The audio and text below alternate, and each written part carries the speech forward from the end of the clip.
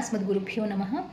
నిత్యపారాయణ గ్రంథమైనటువంటి సుందరకాండలో, సుందరకాండ అంటే ఆ పేరులోనే ఉంది, సుందరే కిమ్న సుందరం అంటారు. ఇది ఎందుకంత సుందరమైందో ఆ సుందరకాండ పారాయణ చేస్తే మనకు అర్థమవుతుంది. అయితే మనకి ఒక విషయం అయితే స్పష్టమండి, ఈ సంసార సాగరంలో దుఃఖము బాధ లేనటువంటి వాళ్ళు ఉన్నారా అంటే లేరు. ఇది మాత్రం స్పష్టం.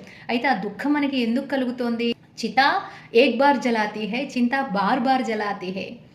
చిత అంటే ఈ శరీరాన్ని త్యజించిన తర్వాత శరీరాన్ని దహనం చేయడం కోసం ఒక్కసారి మాత్రమే చేయగలుగుతారు. కానీ మన లోపల మనస్సులో చింత అనేటటువంటిది ఉంటే అది బార్ బార్ జలాతి హే, ప్రతి క్షణం కూడా దహించి వేస్తుంది. ఈ విషయము స్పష్టము, మనందరికీ తెలుసు. కానీ ఆచరణలో పెట్టాలి అంటే మాత్రము చాలా కష్టము. అయితే ఆ చింత లేకపోవడం అనేటటువంటిది మనకి సకల ఐశ్వర్యాలని ఇచ్చేటటువంటిది ఎట్లా అవుతుందో ఒక శ్లోక రూపంలో మనకి తెలియజేస్తూ ఉన్నారు. అనిర్వేద శ్రియో మూలం అనిర్వేద పరం సుఖం అనిర్వేదో హి సతతం సర్వార్థేషు ప్రవర్తకః. నిర్వేదము అంటే దుఃఖము, బాధ. ఒకటి ఏదైనా ఆలోచన రాగానే దాన్ని గురించే పదే పదే పదే పదే పదే మనం రింగులు చుట్టుకుంటూ అక్కడే ఆలోచిస్తూ ఉంటాం, అందులోనే పడి కొట్టుకుంటూ ఉంటాం.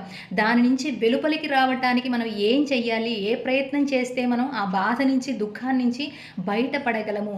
ప్రకృతి మనకి సహజంగానే అట్లాంటి శక్తి ఇచ్చింది. దాన్ని ఉపయోగించుకొని మనం బయటకు వచ్చే ప్రయత్నం చేయాలి.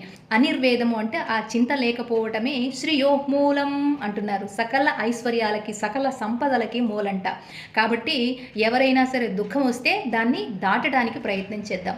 తర్వాత అనిర్వేద పరం సుఖం. అనిర్వేదమే, చింత లేకపోవడమే సకల సౌఖ్యాలకి, సంతోషాలకి, ఆనందాలకి మూలంట.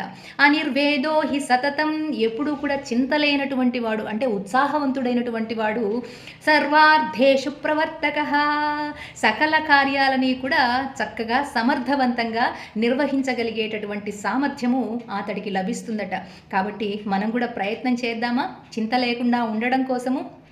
సాధారణంగా వచ్చేటటువంటి వాటివి కొన్ని అయితే కొన్ని మనం కొని తెచ్చుకుంటూ ఉంటాం. వాటన్నిటికీ కూడా దూరంగా ఉంటూ, మరి ఇవన్నీ కూడా దూరంగా ఉండాలి అంటే ఏం చెయ్యాలి?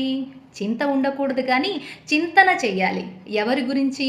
త్ర యోగేశ్వర కృష్ణో యత్ర పార్థో ధనుర్ధరః తత్ర శ్రీ విజయో భూతిః ధ్రువా నీతిర్మతిర్మమ. ఎక్కడైతే, ఎవరి మనస్సుల్లో అయితే అందరి లోపల అంతర్యామిగా భగవానుడు ఉన్నాడు, కానీ వారి నాల్క మీద, మనస్సులోనూ, చూసేటటువంటి దృష్టిలోనూ ఎప్పుడు భగవత్తత్వంతో మిళితమైనటువంటి తత్వం వాళ్ళు ఆచరిస్తూ ఉంటారో, అనుభవిస్తూ ఉంటారో, అక్కడ విజయాలే ఉంటాయిట, దుఃఖం ఉండదట. ప్రయత్నం చేద్దామా మరి?